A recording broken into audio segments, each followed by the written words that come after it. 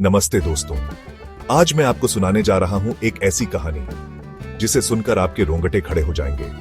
यह है तंत्र विद्या की एक रहस्यमयी कथा। भाग 1, रहस्यमयी साधु।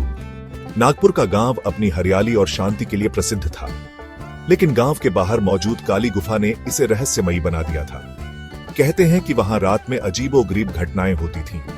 कोई भी उस गुफा के पास जाने की हिम्मत नहीं करता था। एक दिन गांव में एक अजनबी साधु आया।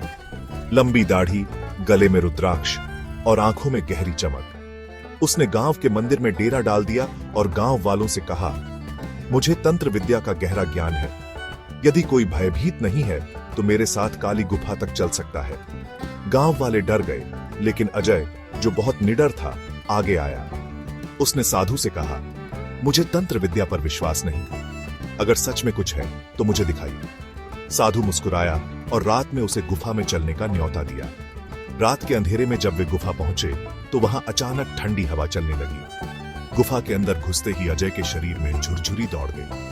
अंदर चारों ओर खून के धब्बे थे और वहां एक पुराना त्रिशूल पड़ा था जिस पर सूखे खून के निशान थे। तभी साधु ने जमीन पर बैठकर एक मंत्र पढ़ना शुरू किया। अचानक गुफा की दीवारों पर परछाइयां दौड़ने लगी और एक कर्कश हंसी गूंज उठी। हा हा हा हा, मुझे कौन बुला रहा है? अजय के रोंगटे खड़े हो गए और तभी साधु ने उसकी तरफ देखा। अब पीछे नहीं हट सकते। खेल शुरू हो चुका है। भाग 2, भूतहा गुफा का रहस्य। गुफा के अंदर की आवाज गूंज रही थी। अजय को अब एहसास हुआ कि वह किसी सामान्य स्थान पर नहीं बल्कि काली विद्या के गढ़ में खड़ा है। साधु ने आंखें बंद करके फिर से कुछ मंत्र पढ़े और तभी गुफा की दीवारों से एक काला धुआं निकलने लगा।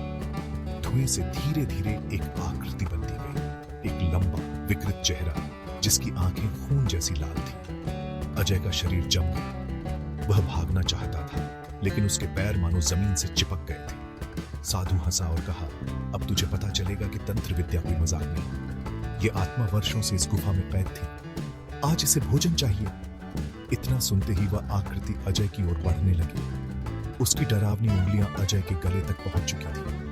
अजय चीखना चाहता था, लेकिन उसकी आवाज गले में ही अटक गई। तभी अचानक ओम नमः शिवाय गुफा में जोरदार कंपन हुआ। आवाज सुनकर वह भूतिया आकृति कांपने लगी और पीछे हट गई। अजय ने देखा गांव के बाबा परमेश्वर उनके हाथ में एक त्रिशूल था जो चमक रहा था। बाबा ने त्रिशूल जमीन पर मारा और आत्मा ने चीख के साथ। साधु घबरा गया और बाबा के चरणों में गिर गया। मुझे माफ कर दो बाबा, मैंने लालच में आकर काली विद्या का दुरुपयोग किया। बाबा ने गुस्से में कहा, जो तंत्र विद्या का गलत इस्तेमाल करेगा उसका अंत भी भयावह होगा। साधु जोर जोर से चीखा और उसके शरीर से कुछ ही पलों में वो चमकर लाख जब अभी काम। बाबा ने उसके कंधे पर हाथ रखा और कहा, डर मत बेटा, ये सब तेरे लिए एक सीख थी। तंत्र विद्या बुरी नहीं, लेकिन इसका गलत इस्तेमाल विनाश का कारण बन सकता है। अजय ने बाबा के चरणों में सिर झुका दिया।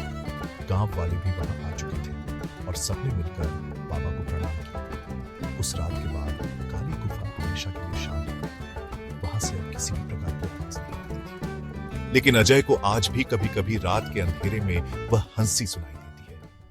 हा हा।